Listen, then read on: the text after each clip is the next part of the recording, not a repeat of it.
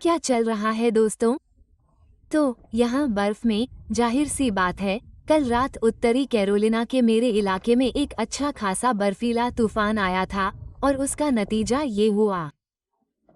मैं कहूँगा कि लगभग 4 इंच बर्फबारी हुई और मुझे ऐसा लग रहा है कि मैं आज सुबह बाहर जाकर खेलने वालों में से पहला हूँ। पीटी शेड्यूल में मेरा एक रख था, इसलिए मैं यहाँ खेलने आया हूँ। सच कहूँ तो मैं उठा और कम से कम मैंने सोचा कि ऐसा न करूँ। मुझे लगा कि शायद मुझे ऐसा नहीं करना चाहिए, बाहर बहुत बर्फबारी हो रही है, लेकिन नहीं, मैंने इसे सह लिया और मैं यहाँ खेलने आया हूँ। यहाँ लगभग 25 डिग्री तापमान है, इसलिए बहुत ज्यादा ठंड नहीं है, लेकिन जाहिर सी बात है कि ठंड है। इतनी ठंड है कि सारी बर्फ जम सकती है। बाहर बहुत बर्फबारी हो रही है। यह मेरे पिछवाड़े के जंगल जैसा है। मैंने अभी तक इस तरह की बर्फबारी नहीं देखी है और वास्तव में ये बहुत अच्छा है। ये बहुत अच्छा लग रहा है, एक पागल व्यक्ति की तरह। मैंने अपने शॉर्ट्स पहने हुए हैं, लेकिन हे, मैं बस इसी तरह से ट्रेनिंग करता हूँ, इसलिए मैं खुद को पैंट पहनने के लिए तैयार नहीं कर सका। मैंने लगभग पैंट पहन ही ली थी। मैं ऐसा था, नहीं, मुझे बस शॉर्ट्स पहनना पसंद है, लेकिन मैं बहुत अच्छा महसूस कर रहा हूँ। मैंने आज दस्ताने भी पहन रखे हैं। ठीक है, मुझे ये भी लगा कि यह आप लोगों से इस बारे में थोड़ी बात करने का एक शानदार मौका है कि सर्दियों में रेंजर होना कैसा होता है।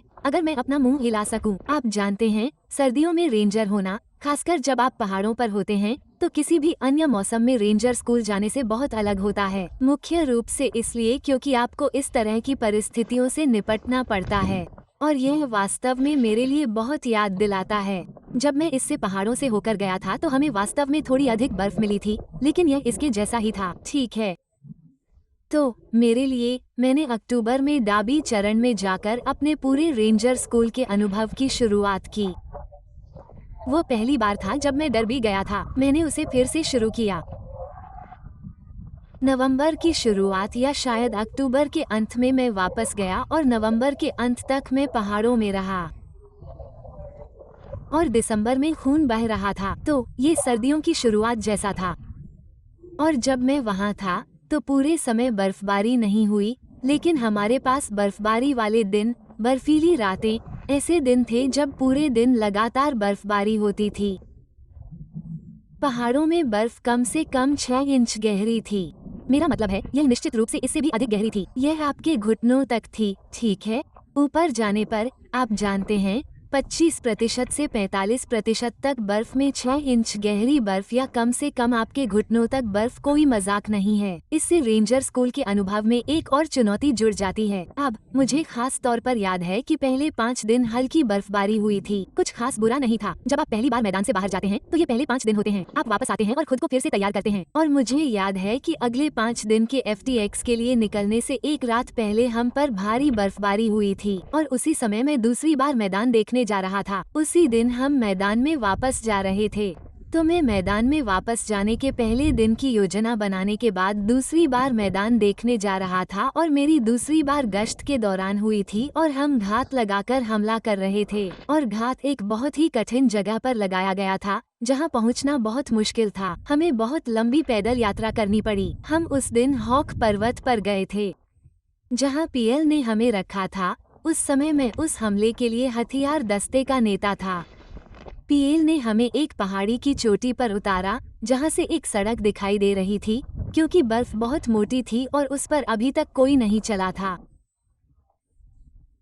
इसलिए मिशन एरिया को पहचानना बहुत मुश्किल हो गया था, क्योंकि वहां सब कुछ सफेद था। सड़क कहाँ है, हथियार दस्ते को कहाँ स्थापित किया जा सकता है और हमले के लिए कहाँ जाना चाहिए, इसकी कोई स्पष्ट तस्वीर नहीं थी। ये बहुत मुश्किल था, क्योंकि जब आप इस तरह की बर्फ में चलते हैं तो ये केवल 3 या 4 इंच गहरी होती है।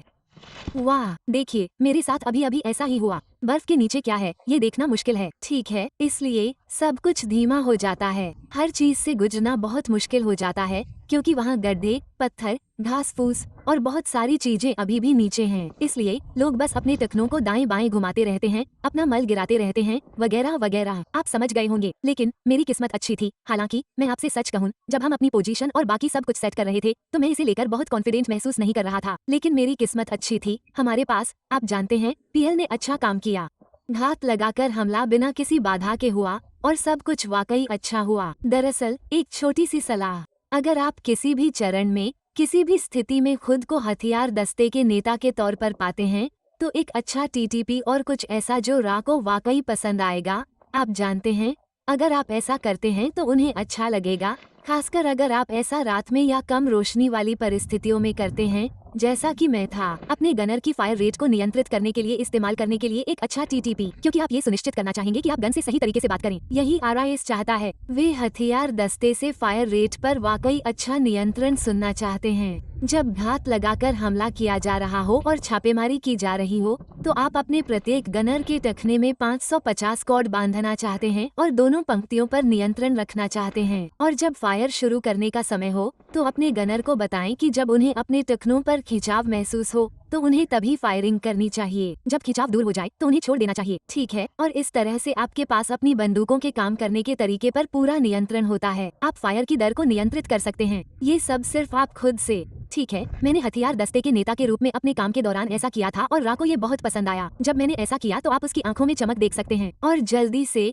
एक और काम जो आपको करना है, क्योंकि यह लगभग अपरिहार्य है कि बंदूकों में से एक नीचे गिर जाएगी और यह बहुत बड़ी गलती है। अगर ऐसा होता है या फिर हो भी सकता है, बस ये सुनिश्चित कर लें कि आपके पास मशीन गनर के रूप में उस फायर को लेने के लिए M4 के साथ स्टैंड बाय पर लोग तैयार रहें। ठीक है, अगर जरूरत हो तो वे अपने सेलेक्टर स्विच को ऑटोमेटिक पर स्लाइड कर सकते हैं और अगर मशीन गन में से एक बंद हो जाती है तो वे मशीन गन की जगह फायर कर देंगे। आप बस बैठकर समस्या का समाधान नहीं कर सकते और फायर नहीं कर सकते, ठीक है?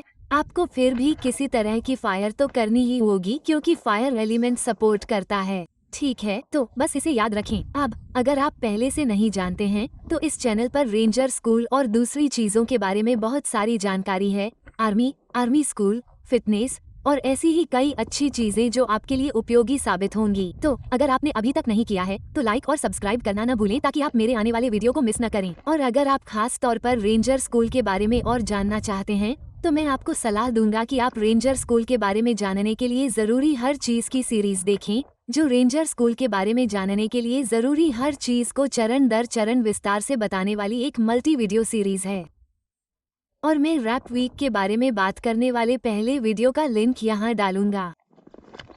इस वीडियो को देखने के बाद उसे जरूर देखें। आपको इन वीडियो से बहुत सारी अच्छी और उपयोगी जानकारी मिलेगी। लेकिन चलिए खास तौर पर विंटर रेंजर पर वापस आते हैं। मैं कुछ ऐसी चीजों के बारे में बताने जा रहा हूं जिनका आप विंटर रेंजर के तौर पर इंतजार कर सकते हैं। साथ ही कुछ ऐसी चीजों के बारे में भी बताने जा रहा हूं जिनका आपको विंटर रेंजर के तौर पर इंतजार नहीं करना चाहिए, और ऐसी चीजें जिनके लिए आपको वाकई तैयार रहना चाहिए ताकि आप सफल होने की पूरी संभावना रख सकें। तो सबसे पहले मैं उन चीजों के बारे में बताता हूँ जिनका आपको इंतजार करना चाहिए, क्योंकि ऐसी बहुत कम चीजें हैं। तो सबसे पहले, सर्दियों में पत्ते बहुत पतले हो जाते हैं, ठीक है? और जाहिर सी बात है कि इसके अपने फायदे भी हैं। जब बात पैंतरेबाजी की आती है तो सबसे ज्यादा, ठीक है, खास तौर पर पहाड़ी इलाकों में, क्योंकि आपको लगातार ऊपर नीचे जाने में काफी मेहनत करनी पड़ती है। लेकिन सर्दियों में पत्ते काफी साफ होते हैं। आपको बहुत सारे पेड़ों के बीच से होकर नहीं गुजरना पड़ेगा। आप फिर भी ऐसा कर पाएंगे, लेकिन यह उतना बुरा नहीं होगा। साथ ही अगर आपको जहर आइवी और जहर ओक या मेरी तरह दूसरे पौधों से एलर्जी है तो आपको इस बारे में ज्यादा चिंता करने की जरूरत नहीं होगी। मुझे नहीं लगता कि रेंजर स्कूल के दौरान मुझे कभी जहर आइवी हुआ था, जो कि वाकई अच्छा था, क्योंकि जब भी मैं मैदान में जाता हूँ तो मुझे जहर आइवी हो ही जाता है। इसलिए यह अच्छा था कि मैं रेंजर स्कूल के दौरान बिना किसी जहर आइवी के रहा। ये काफी सही था। मुझे लगता है कि ऐसा इसलिए है क्योंकि मैं सर्दियों में रेंजर रहा हूँ। आपको कीड़ों के बारे में भी ज्यादा चिंता करने की जरूरत नहीं होगी, ठीक है? तो ये भी अच्छी बात है। मुझे कीड़े मकोड़े बहुत पसंद नहीं हैं, खास तौर पर काटने वाले कीड़े। और सर्दियों में मेरा मतलब है आपको कीड़ों के बारे में चिंता करने की जरूरत नहीं होगी। तो हाँ, ये कुछ बड़े फायदे हैं। अगर आप कभी मैदान में गए हैं तो आप जानते होंगे कि ऐसी चीजें आपको तोड़ सकती हैं या कम से कम बाहर समय बिताने के दौरान आपको और भी ज्यादा तकलीफदेह बना सकती हैं। एक और अच्छी बात यह है कि आपको पसीने से होने वाले चकत्तों के बारे में ज्यादा चिंता करने की जरूरत नहीं है। ज्यादा गर्मी यानी पसीना आना, आपको ज्यादा पसीना नहीं आएगा। आपको ज्यादा गर्मी से होने वाले चकत्तों का सामना नहीं करना पड़ेगा और आपकी त्वचा को ईंधन की समस्याओं से निपटने में काफी आसानी होगी अगर आप गर्मियों या वसंत या पतझड़ में जाते तो। और फिर से मेरे जैसे किसी व्यक्ति के लिए, आप जानते हैं, जिसके पास आयरिश रक्त और अर्ध अदरक है, यह मेरे लिए बहुत बड़ी बात है। आप जानते हैं, इससे मुझे बहुत अधिक सहज महसूस होता है। मैं बाहर जाकर मिशन पर ध्यान केंद्रित कर सकता हूं और मुझे अपनी त्वचा की देखभाल के बारे में इतनी चिंता करने की जरूरत नहीं है। सर्दियों के बारे में एक और अच्छी बात यह है कि इस बात की अच्छी संभावना है कि आपको कुछ नहीं करना पड़ेगा। आप जानते हैं, अगर आप फ्लोरिडा जाते हैं और आमतौर पर आपको बहुत ठंड होने पर या बर्फबारी होने पर दलदली इलाकों से गुजरना पड़ता है। और हाँ, फ्लोरिडा चरण में बर्फबारी होती है। आरआईएस आपको ऐसे क्षेत्र में ले जाएगा जहाँ आपको दलदल से नहीं गुजरना पड़ेगा, ठीक है, क्योंकि वहाँ बहुत ठंड होती है, क्योंकि लोग ठंड से मर सकते हैं या ठंड के मौसम में चोट लग सकती है या ऐसा ही कुछ। तो यह एक तरह से जहाज जैसा जवाब हो सकता है, लेकिन साथ ही आपको पूरे मिशन के दौरान दलदल से गुजरने के बजाय इस तरह की चीजों से जूझना होगा। इसका मतलब यह नहीं है कि अगर आप सर्दियों के महीनों में फ्लोरिडा जाते हैं तो आपको पानी के रास्ते पार नहीं करने पड़ेंगे या दलदल से नहीं गुजरना पड़ेगा। ऐसा होने की संभावना है, ठीक है। मुझे लगता है कि इस समय ये सब बहुत हद तक आरआईएस पर निर्भर करेगा, जो प्रभारी हैं, आप जानते हैं, आदि आदि। आप लोग सेना में हैं, आप इसका पता लगा सकते हैं। और मुझे एक और फायदा याद है जिसे मैं एक फायदा मान सकता हूँ, और वो है पहाड़ों पर सर्दियों के महीनों में। मुझे याद है मिशन के बीच में आरआईएस बीच में सूप के लिए मरमाइट्स ले आते थे। अब आपको ज्यादा खाना नहीं मिलेगा या ऐसा कुछ नहीं होगा। मैं नहीं चाहता कि कोई यह सोचे कि विंटर रेंजर्स मोटे रेंजर्स होते हैं, लेकिन वे समय समय पर सूप के टब लाते हैं। आप ठंड और बर्फ में एक कप सूप का आनंद ले सकते हैं, और यह वास्तव में आपको अंदर से गर्म करने के लिए है। आपको थोड़ी अतिरिक्त कैलोरी देता है, आपको थोड़ा सोडियम देता है, क्योंकि आप सर्दियों में जल्दी डिहाइड्रेट हो जाते हैं। और वास्तव में यह एक अच्छा गर्मजोशी से स्वागत करने जैसा है, घर का एक हिस्सा, आप समझ रहे हैं। और आप वास्तव में एक रेंजर में ये सभी छोटी छोटी चीजें वास्तव में जुड़ती हैं और आपके मनोबल के लिए चमत्कार करती हैं। तो ये ऐसी चीजें हैं जिनका आपको इंतजार रहता है। फिर से ऐसी बहुत सी चीजें नहीं हैं। मुझे लगता है कि कम मात्रा में पत्ते और कीड़े शायद सबसे बड़ी चीज है। अगर आप सर्दियों में रेंजर स्कूल जा रहे हैं तो आप सबसे पहले इसकी उम्मीद कर सकते हैं। लेकिन अब बात करते हैं रेंजर स्कूल में सर्दियों में आने वाली कुछ अतिरिक्त परेशानियों के बारे में। और उम्मीद है कि मैं आपको बता पाऊंगा कि सर्दियों में जाने पर आपको क्या क्या झेलना पड़ सकता है और इसके लिए आपको कैसे तैयारी करनी चाहिए। तो सबसे पहले ये बात बहुत ही स्पष्ट है, लेकिन इसे बताना जरूरी है। रेंजर स्कूल में इस तरह की बर्फबारी में सर्दियों में यात्रा करना आपके लिए बहुत मुश्किल हो जाएगा।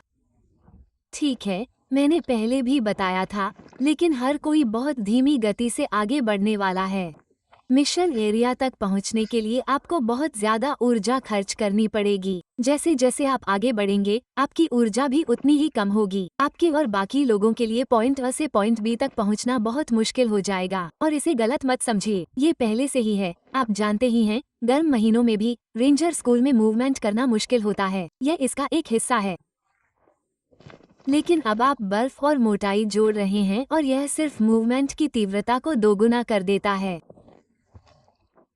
लोग धीमे होने वाले हैं, वे और अधिक सुस्त होने वाले हैं, वे कम प्रेरित होने वाले हैं, और वे इतनी अधिक कैलोरी बर्न करने वाले हैं कि वे अधिक थकने वाले हैं। यह न केवल आपके लिए व्यक्तिगत स्तर पर कठिन होने वाला है, बल्कि एक लीडर के रूप में जब आपको नेतृत्व की स्थिति में रखा जाता है तो अपने तत्वों को नियंत्रित करना और वास्तव में उनसे वह काम करवाना मुश्किल होने वाला है जो आप उनसे करवाना चाहते हैं, सिर्फ इसलिए क्योंकि वे कम प्रेरित और अधिक थके हुए हैं। इसके साथ ही क्योंकि आप इस मोटी बर्फ से गुजरने की कोशिश में बहुत अधिक ऊर्जा खर्च कर रहे हैं। और मैं आपसे झूठ नहीं बोल रहा हूँ, ये घुटने की ऊंचाई तक बढ़ जाएगा यार। जैसे आप बर्फ में टहल रहे होंगे क्योंकि आप उस बर्फ से गुजरने में बहुत अधिक ऊर्जा खर्च कर रहे हैं। आप अधिक भूखे होंगे, आप अधिक थके हुए होंगे, और जब अंत में रात के मिशन की बात आती है तो हर कोई पूरी तरह से ज़ोंबी मोड में होने वाला है। आपने ड्रोनिंग जैसे शब्द पहले भी सुने होंगे। मेरा मतलब है कि रेंजर स्कूल में ऐसा आमतौर पर रात में होता है, लेकिन क्योंकि आप दिन में विंटर रेंजर की तुलना में लगभग दोगुनी कैलोरी जला रहे होते हैं, तो आप रात में बहुत अधिक ड्रोनिंग करते हैं। मेरा मतलब है, जैसे ही मुझे याद है कि जैसे ही सिर हिलाया गया और मुझे हरा दिखाई देने लगा, बस हो गया यार, खेल खत्म। जागते रहने के लिए भी संघर्ष करना पड़ता था। हालांकि आप चल रहे हैं और मिशन का संचालन कर रहे हैं, आप बस ऐसा करते हुए जागते रहने की कोशिश कर रहे हैं। आप चलते चलते सो जाएंगे। लोग समझ नहीं पाएंगे कि आप उन्हें क्या बता रहे हैं। आपको समझाना होगा। नेतृत्व के पद पर होने के कारण आपको न केवल ये सुनिश्चित करने के लिए खुद से सोचना होगा कि आप सब कुछ सही कर रहे हैं और स्पष्ट रूप से सोच रहे हैं, बल्कि आपको अपने तत्वों को इस तरह से चीजें समझानी होंगी जो उनके लिए सुसंगत हों और उन्हें ये समझने में कठिनाई होगी कि आप उन्हें क्या बता रहे हैं, क्योंकि वे बहुत ही गड़बड़ हैं। आपको खुद को कई बार दोहराना होगा उसी समय, ये सुनिश्चित करने के लिए कि वे समझ गए हैं कि आप उनसे क्या चाहते हैं, उन्हें कहाँ सुरक्षा स्थापित करने की आवश्यकता है, उन्हें कब आग लगाने की आवश्यकता है। आप जानते हैं, छोटी से छोटी बातें भी उनके लिए ये समझना मुश्किल होगा कि आप उन्हें क्या बता रहे हैं। अब वो चीजें जो मेरे लिए कारगर रहीं और वो चीजें जो हम करते थे, आप जानते हैं मेरे दोस्त, जब मैं रेंजर स्कूल में था, एक अच्छी चीज जो आपको करनी चाहिए वो है खुद को दोहराना, कम से कम 3 बार, बस ये सुनिश्चित करने के लिए कि आप खुद को बोलते हुए सुन रहे हैं और आपने सही से बोला है, क्योंकि हो सकता है कि आपको एहसास हो कि आपने किसी से कुछ गलत कह दिया है और आप खुद को सुधार लें। और आप ये भी चाहते हैं कि वो आपके निर्देशों को दोहराएं। ठीक है, ये एक टीम वर्क की बात है। सुनिश्चित करें कि संवाद हो रहा है और जितना हो सके उतना स्पष्ट हो रहा है। आप ये भी सुनिश्चित करना चाहेंगे कि आप चीजों को लिख रहे हैं। आपको चीजों को लिखना चाहिए, मिशन के सभी विशिष्ट विवरण या OGWA जो भी आप उस समय कर रहे हैं, और आप जिसे भी ब्रीफ कर रहे हैं उसे भी हर चीज लिखनी चाहिए। ठीक है, और आप उन नोट्स को दोबारा चेक करना चाहते हैं। ठीक है, आप नोट्स को देखना चाहते हैं और यह सुनिश्चित करना चाहते हैं कि उन्होंने मिशन के लिए जो भी बेहद जरूरी है उसे लिखा है और यह सही है। ये बहुत ही अतिवादी और माइक्रो मैनेजिंग लग सकता है, लेकिन मैं आपको बता रहा हूँ, ऐसा ही होना चाहिए और सभी को एक ही पृष्ठ पर होना चाहिए। और अगर सभी को इस बात की एक ही पृष्ठ पर जानकारी हो कि ऐसा क्यों हो रहा है और वे समझते हैं कि ऐसा क्यों हो रहा है, तो यह वास्तव में माइक्रो मैनेजमेंट नहीं है, यह उस बिंदु पर केवल एक TTP है। ठीक है, ये सभी के फायदे के लिए है। और रेंजर स्कूल में कभी कभी माइक्रो मैनेजमेंट होता है। ये तब होता है जब हर कोई बहुत थका हुआ और गड़बड़ होता है। कभी कभी एक लीडर को बस लोगों को उठाकर वहाँ रखना होता है जहाँ वे चाहते हैं। आप मेरा मतलब समझ रहे हैं? तो कभी कभी ऐसा ही होता है, तो आप अधिक ऊर्जा खर्च कर रहे हैं। इसका मतलब है कि आपका भोजन कम दूर तक जा रहा है ना? तो हाँ, मैंने थोड़ा और सूप लेने की बात की थी, लेकिन ये बस कुछ अतिरिक्त कैलोरी की तरह है। यह कोई बड़ी बात नहीं है। ये वास्तव में मनोबल बढ़ाने के लिए है, लेकिन फिर भी आपको दिन में 2 MRE मिलते हैं। और सामान्य महीनों में भी जब बर्फबारी नहीं होती है तो आप उन MRE में से हर एक खाना चाहेंगे। खैर, ये सर्दियों में खास तौर पर सच है। और नहीं, वे आपको खाने के लिए कोई अतिरिक्त समय नहीं देंगे। मैं कहूँगा कि रेंजर स्कूल में 1 M को खत्म करने में औसत समय, खासकर गश्त के दौरान, लगभग 5 मिनट लगता था। कम से कम मेरे लिए तो ऐसा ही था। और यह आमतौर पर आखिरी मिशन से एक त्वरित के बाद होता है। रारी कहेगा, ठीक है, अपना MRE निकालो। वो अपनी घड़ी देखेगा और कहेगा, तुम्हें खाने के लिए 5 मिनट मिले हैं। और ऐसा ही होगा। ठीक है, तो तुम्हें बहुत जल्दी खाने की आदत डालनी होगी। लेकिन सर्दियों में मैं आपको यही सलाह दूंगा कि आप हर एक चीज का सेवन करें, उसका स्वाद भी न लें, बस उसे खा जाएं। उस पैकेट से जितनी भी कैलोरी आप ले सकते हैं ले लें, यहाँ तक कि क्रीमर और शक्कर भी। ठीक है, मुझे परवाह नहीं है कि आप वो सैनिक हैं जिसे इलेक्ट्रोलाइट पाउडर या प्रोटीन पुडिंग पसंद नहीं है। आपको हर चीज का सेवन करना चाहिए। अब मैं आपको कुछ छोटे छोटे सुझाव दे सकता हूँ जो आपको व्यक्तिगत स्तर पर ध्यान में रखकर लेने चाहिए, ताकि आपको तब पता चले जब बहुत देर हो चुकी हो। सबसे पहली बात तो ये है कि जब इतनी ठंड हो, जैसे कि हिमांक से नीचे बर्फबारी, ऐसी ही चीजें, तो आपके कैंटीन जमने वाले हैं, आपके केल बैग जमने वाले हैं, आपके होंठ जमने वाले हैं। पानी को जमने से बचाने के लिए सबसे अच्छा तरीका है कि आप उसे जितना हो सके घुमाते रहें। केतली को आप बीच बीच में हिलाते रहना चाहेंगे, पर सच कहूँ तो केतली को जमने से रोकना बहुत मुश्किल होगा। इसलिए आपको अपने कैमल बैग पर निर्भर रहना होगा। सबसे पहले आपके कैमल बैग में पानी जम जाएगा, क्योंकि जब आप चल रहे होते हैं तो पानी सामान्य तौर पर केतली में इधर उधर बहता रहता है, लेकिन आपकी नली बहुत जल्दी जम जाएगी। और अगर आपकी नली जम जाए और आप केतली में मौजूद पानी तक न पहुंच पाएं, तो ठीक है। तो जब मौसम ठंडा हो तो आपको चलते चलते पानी का थोड़ा थोड़ा घूंट लेते रहना चाहिए। हर 10 सेकंड में नहीं, पर हर कुछ मिनट में एक बार। बस ध्यान रखें कि नली से पानी बहता रहे ताकि वो आप पर न जमे। इससे आप जल्दी डिहाइड्रेट भी नहीं होंगे। दरअसल सर्दियों में आप बहुत जल्दी डिहाइड्रेट हो जाते हैं, जितना कि आप सोचते हैं, क्योंकि भले ही आपको पसीना न आ रहा हो और आपको ऐसा न लगे कि आप बहुत ज्यादा गर्म हो रहे हैं, लेकिन आपका शरीर खुद को गर्म रखने के लिए बहुत ज्यादा मेहनत कर रहा होता है। और जैसा कि मैंने पहले कहा, ऐसा करने में उसे बहुत ज्यादा ऊर्जा खर्च करनी पड़ती है, इसलिए आप बहुत जल्दी डिहाइड्रेट हो जाते हैं। आपको बहुत जल्दी ऐंठन होने लगती है, इसलिए आपको ये सुनिश्चित करना होगा कि आप नियमित रूप से पानी पीते रहें। आपको इसे सही तरीके से बांटकर पीना होगा, और अगर आप मेरे बताए तरीके से कुछ करते हैं तो इससे आपको मदद मिलेगी। अब जहाँ तक गर्म रहने की बात है, तो संभावना है कि RIS आपको ये तय करेगा कि आपको किसी भी समय क्या पहनना चाहिए। लेकिन अगर ऐसा नहीं है या आप किसी भी समय को लेकर निश्चित नहीं हैं, तो मैं आपको बताना चाहता हूँ कि रेंजर स्कूल में लेयरिंग करना अच्छा विचार नहीं है। हो सकता है कि आप सुबह उठें और आपको बहुत ज्यादा ठंड लगे। आप ऐसी परिस्थितियों में जाग सकते हैं और आपको अपने स्लीपिंग बैग से बाहर आना पड़ सकता है और आपको इतनी ठंड लग सकती है कि आपको लगता है कि गश्त पर जाने से पहले आपको बस कुछ और कपड़े पहनने चाहिए। लेकिन आप ऐसा बिल्कुल नहीं करना चाहेंगे, ठीक है? ठीक है,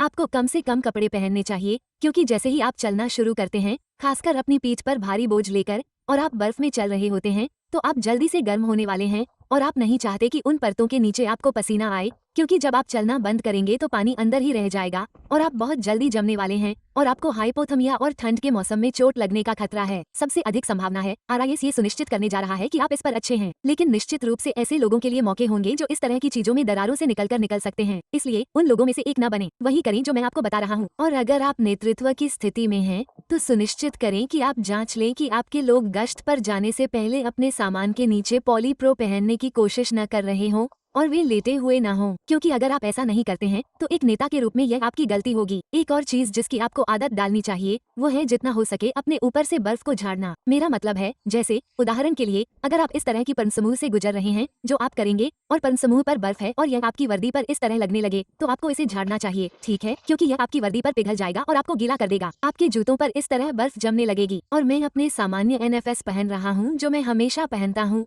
यहाँ तक कि अभी भी, और बर्फ जमने के बाद वे ठीक काम करते हैं क्योंकि यह एक तरह से जम जाता है और आपके जूतों के लिए एक सील जैसा बन जाता है। लेकिन जब आप 1 मिनट के लिए रुकते हैं तो आपके पैरों की गर्मी से बर्फ पिघलना शुरू हो जाएगी, ठीक है? खासकर जब आप लंबी दूरी तय कर रहे हों। इसलिए रुकने से पहले आपको उसे झाड़ देना चाहिए।